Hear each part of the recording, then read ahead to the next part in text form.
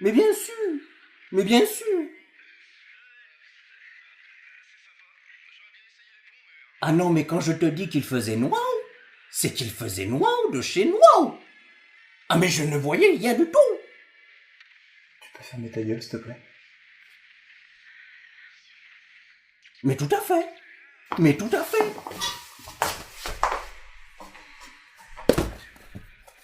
Mais ça va pas! T'aurais pu me faire super mal!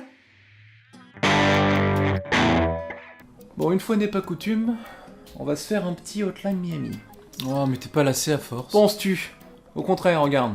Je passe une journée de merde. J'ai envie de dézinguer tout le monde. Admettons, voilà, je passe ma journée à voir des gens comme toi. J'ai envie de les taper, et ben je me réconforte en me disant que je le ferai au travers de Hotline Miami, ce soir, tranquillement, dans mon canapé. Il est sorti en quelle année 2012 pour le premier et 2015 pour le deuxième. J'ai pas spécialement apprécié l'aspect visuel du jeu, moi. Mais t'es un malade, toi. Ça calme un peu tout ce sang partout. Mais c'est ça qui fait la force d'Hotline Miami. La violence, la difficulté du jeu, et le sang partout. En revanche, il y a une profondeur qui surprend. L'histoire est sujette à plusieurs interprétations, et ça, je trouve ça cool. C'est assez stylé. L'histoire? De quoi tu parles? L'histoire, quoi. Mais c'est l'histoire d'un mec qui rentre dans un bâtiment et qui bute tout le monde et qui ressort. En fait, le fond du jeu, c'est un questionnement sur les raisons qui le poussent à faire ce que tu fais en jouant. Ok. En faisant tomber le quatrième mur. Bah, la notion de quatrième mur, ça vient du théâtre. En gros, c'était le fait de faire interagir les personnes de la pièce avec les personnes du public. Ah tiens, par exemple, dans Fight Club, Edward Norton, il va s'adresser au spectateur en expliquant ce que fait Tyler pour gagner sa vie. C'est ça la notion de quatrième mur. Mais c'est utilisé dans plein d'autres trucs. Dans plein d'autres longs métrages, plein d'autres jeux. Ça permet d'avoir une immersion beaucoup plus personnelle de la part du spectateur. Ah ok. En fait, c'est le principe de Deadpool, qui détient le pouvoir de savoir que c'est un héros de comics. Du coup, il va très souvent s'adresser au lecteur, faire des réflexions sur la page sur laquelle il est. Genre, on lui demande on est où là? Et il va répondre page 24, vignette 6. Oui, c'est ça. Mais ça t'a pas choqué, toi, quand le mec à la fin il te demande pourquoi tu butes tout le monde derrière ta console sans te poser de Les mecs questions? de la fin? Ah oui. Non, mais je les ai butés.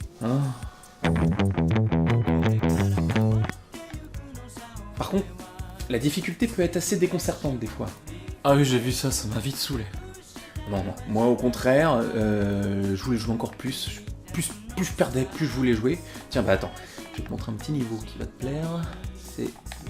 Regarde. Bam, bam.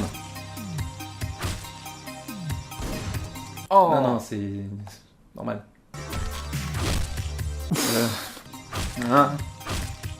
Ah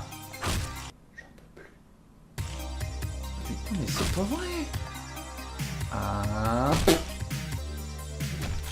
Je sais d'où venait le... Bam.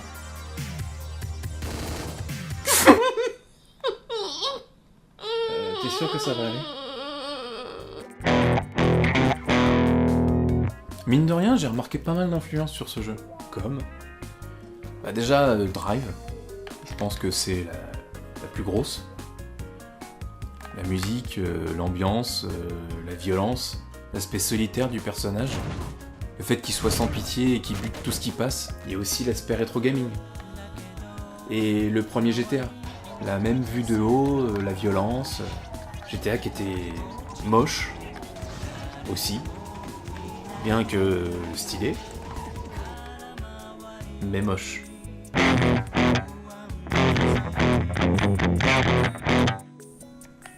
Alors, l'OST, c'est vraiment un des points forts du jeu. Bah, on sent que musicalement, ça a été travaillé. Ouais, et la plupart des compositeurs des morceaux sont français, s'il te plaît. Bah, j'aime bien. Parce que même sans connaître le jeu, tu peux ressentir les questionnements et les agissements du personnage au travers de la musique, et ça accentue cette ambiance sombre et malsaine. Ah, je veux pas changer de jeu, là. Tu fais gerber. Si tu veux, je viens de m'acheter Poop Maniacs. Ça fait un carton en ce moment. C'est quoi ça? Bah, c'est un jeu où t'incarnes un petit lutin et tu dois t'enfuir parce que des humains cherchent à t'attraper. Du coup, tu dois manger plein de pommes. Et après, tu peux tuer tous les humains en leur chiant sur la tête.